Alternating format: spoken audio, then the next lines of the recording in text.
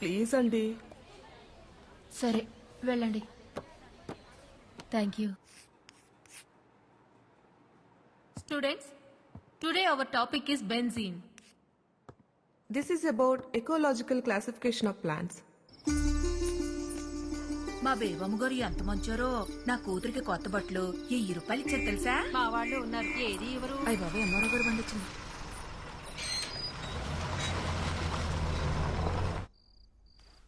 రాయనం గారు, రాయనం గారు. ఏంటంటే మరో గారు ఎలా వచ్చారో? రాయన గారు పైన పనిలో ఉన్నారండి. తమరు కూర్చోండి సారు. కూర్చోవడం కాదయ్యా, ఇదిగో ఆ 150 ఏళ్ల తాలూకు దస్తావేజులు పట్టుకొచ్చేశాను. రాయనం గారికి రాయనం ఫిషింగ్ యార్డ్ పనులు మొదలు పెట్టుకోవడమే ఆలస్యం. వెళ్ళి త్వరగా పిలవయ్యా. అలాగే సారు.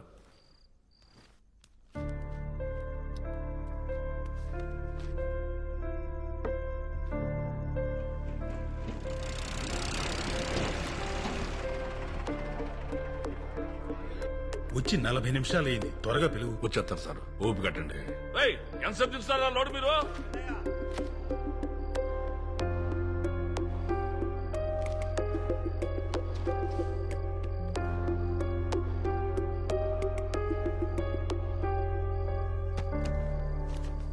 రాయనం గారు, రాయనం గారు.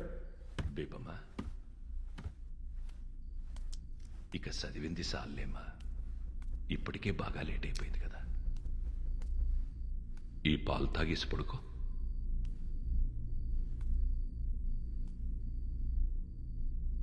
ఇక చాలమ్మా, ఆ పుస్తకాలు పక్కనెట్టు. నా మాటిని పాలు తాగేసి పడుకో.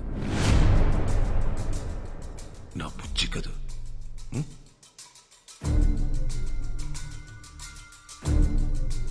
నీకే చెప్పేది, నా మాటినమ్మా. తాగు, చదివిద్ది చాలమ్మా. 7 గంటలైంది. బేబమ్మని రెడీ చేయండి రా.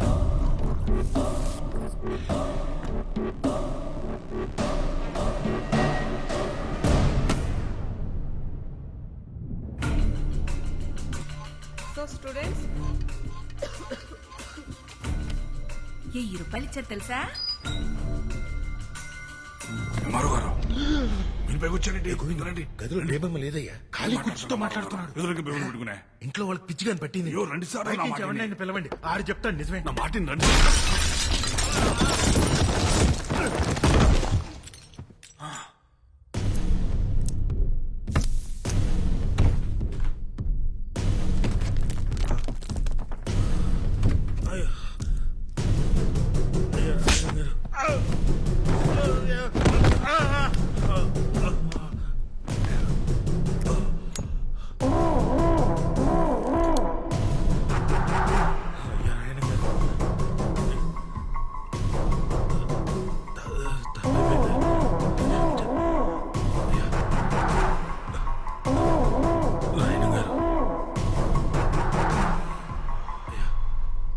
నా కూతురు ఇక్కడే ఉందని నేను నమ్మాను.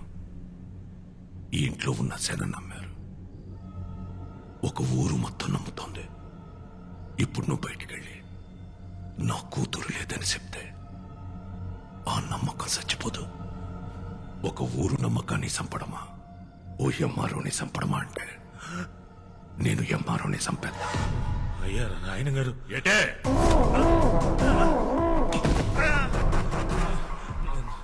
నాకు కూడా బేబమ్మ కనపడుతున్నారండి.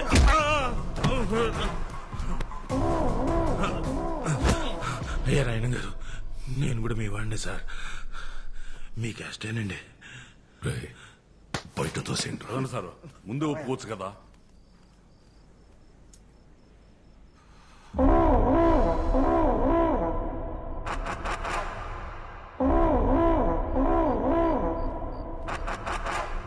ఒరే పిచ్చనా కొడక, నిజం చెప్పిన ఎంఆర్ఓని ఎందుకురా కొడతావు? ఆడు చెప్పిందే నిజం. నీ కూతురు ఇంట్లో నుండి వెళ్ళిపోయి ఇయాల్టికి సుమారు 5 నెలలైంది. అది ఇంకా ఇంట్లోనే ఉందని ఊరు జనాల్ని మొత్తం పరువు గురించి ఆలోచించాల్సిన అవసరం నీకు లేదు. ఎందుకంటే నువ్వు కూతురుతో పాటు కొడుకుని కూడా కన్నావు కదా. నీ పరువు ఎక్కడ తిరిగినా సాయంత్రానికి ఆడి ఇంటి కట్టుకొచ్చేస్తాడు. నాన్న, నేను కూతురు నా పరువు ఏ ఊళ్ళో తిరుగుతుందో తెలియకుండా ఈ ఊళ్ళో తిరగడం ఎంత కష్టమో నీకు తెలుసా? తెలుసా? దొరికితే ఆడు సావాలా, లేదంటే నేను సావాలా? ఈ ఇయాలు కూడా సాపలేదురా మనకి. అమ్మ వాళ్ళ ఒకటే సంద్రం ఒకటే పడవ ఒకటే, వాళ్ళకి పాటు పడిపోతున్నది మనకు పడతలేదు. ఈ రోజు కూడా ఉట్టి చేతులతో వెళ్ళిపోతుంది నేట్రా. ఉత్తి చేతులతో వెళ్ళడం ఎందుకురా, ఎల్లాలొలలుకోతే వాళ్ళు కూడా తోడొచ్చేస్తారు.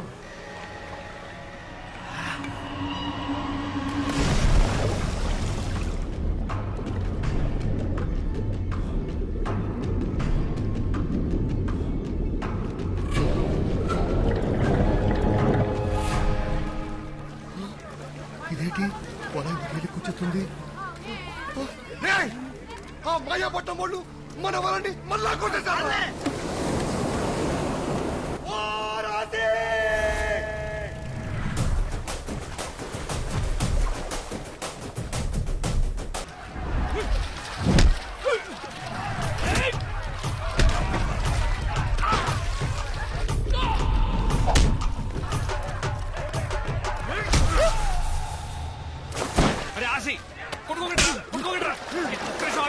మా ఊర్లోకి వచ్చి మా వాళ్ళని కోయడానికి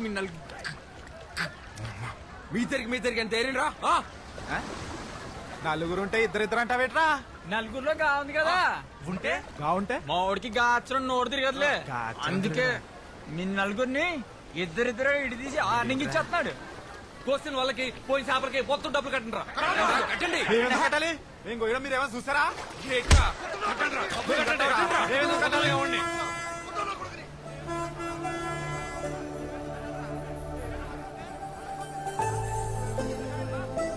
ఒరే తాలింపు బస్సు ఊర్లోకి వచ్చేంద్రా, పదరం మనం కాలేజ్కి పోదాం.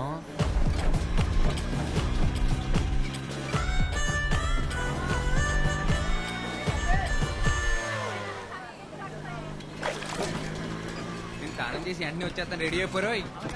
మన సంతలో లంగా జాకెట్ చూసానే, బాగుంది. నీ బిందులా పోమంది.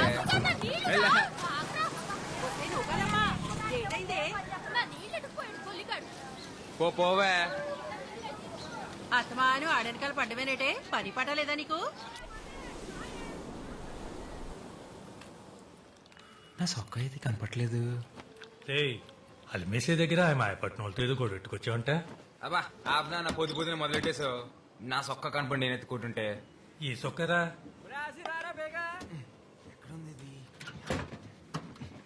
ఈ సొక్కరా ఈ సొక్క అదే తెలీదా? గేటు నిచ్చేది రాత్రి అంతా కష్టపడి తీసి పెట్టుకుంటే. ఆపునా బయటకు వెళ్ళాలా నేను? అరే, ఏమైంది ఇప్పుడు? ఇంకో సొక్క లేదట నీకు? లేదు. ఏంట్రా ఇది? ఇప్పుడు చూడు, కష్టపడి ఇస్త్రీ చేసుకుని మొత్తం పోయింది. అదే ఆచి ఆచి బయటకెళ్లే ముందు బైబిల్లో వాక్యం చదివించాలరా. ఆ బైబిల్ నిండా స్పీడ్ బ్రేకర్లే, నేను చదవలేను. నీకు పలకనచ్చిన వదిలేసి మిగిలింది చదివినిపించరా? అబ్బా నాకు చాలా పని ఉంది అన్న.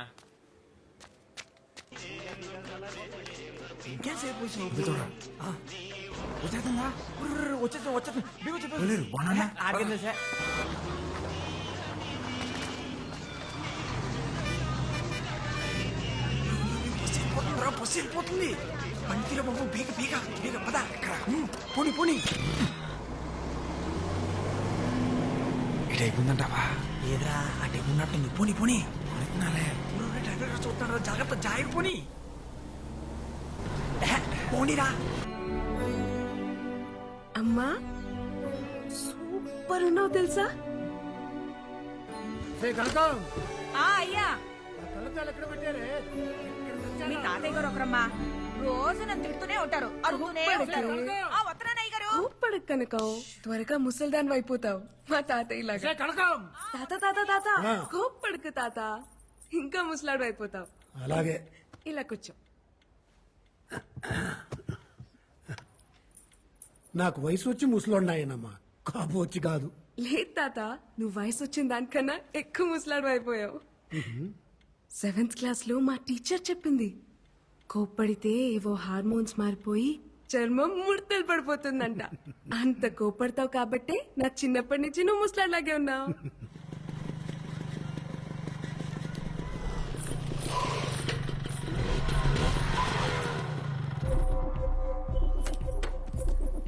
ఆగవే. మొత్తానికి నీ పంతం నెగ్గించుకున్నావే. మా ఆయన ఒప్పించి టౌన్ లో కాలేజ్ జాయిన్ అయిపోయావు. ఎప్పుడు ఊరికి రాని బస్సు నీకోసం ప్రత్యేకంగా మా ఊరికి రప్పించేశాడే. మామూలుగా లేవే. అయినా ఉన్న బరువులు చాలబట్టే కొత్త బరువులు మోయడానికి. ఆ బ్యాగ్ ఇటీ, ఆ బ్యాగ్ ఇటీ. ఈ ప్లీజ్ వద్దులు జన బాబా. వేవమ్మా. నూకాలమ్మా చెప్పండి ఫాదరయ్య గారు. పోయిన వారం దేవుడేం చెప్పాడు? మర్చిపోయిన ఫాదరయ్య గారు. పాదరయ్య గారు ఇవాళ లోకాల మీద పగట్టేసినట్టున్నాడు రా. నువ్వు మూసుకోరా తాలింపు. అందరూ ఓసారి బైబిల్ తీయండి. ఓలైనా ప్రేమించిన అమ్మాయి బాబు కనపడకుండా తిరుగుతాడు. నువ్వేట్రా బాబా ప్రేమించిన అమ్మాయికే కనపడకుండా తిరుగుతావు. 10 ఏళ్ళ నుంచి గుండె కింద ప్రేమించేస్తున్నారా బాబా పిల్లని. ఒరే ఓ పాలి చూసేసిందనుకో అవును కదా తెలిసేస్తుంది. అవునంటదని చెప్పలేం, కాదంటే మళ్ళీ చూడలేం. అందుకే చూడకుండా ప్రేమించేస్తున్నారా? నీ మూమెంట్ బానే ఉంది. ఆ పిల్ల అంకాలు నువ్వు నీ అంకాలు నేను తిరిగి తెడ్లు అడిగిపోతున్నాయి ఇక్కడ. బాబా పాదరయ్య గారు పగట్టేసిలా ఉన్నాడు. ఆది కాండం 3వ అధ్యాయం. ఆదిలో దేవుడు ఆదామును సృష్టించాడు. ఆ తర్వాత ఆడి గాలికి తిరుగుతుంటే అలా తిరిగి తిరిగి పిచ్చోడైపోతాడేమో అని భయపడి, ఒరే ఆదాము ఇలా రా అని పిలిచి కొద్దిగా నిప్పడతాది భరించు అని చెప్పి వాడి పక్క చెముకుని ఇరిచి అవ్వను తయారు చేశాడు. అది బైబిల్ నందు ఆడపిల్ల పుట్టుక గురించి దేవుడు చెప్పిన మాట. ఆడపిల్ల కావాలంటే పక్కన క్లియర్ కుట్టేసుకున్నమాట. అలా చెప్పారా? అదేట్రా మరి మన ఊర్లో అబద్ధాలు ఆడితేనే ఆడపిల్ల పుడతారంటారు. అవునా? ఒరే అబద్ధాలు ఆడితేనే ఆడపిల్ల పుడతారంటే మరి ఇంత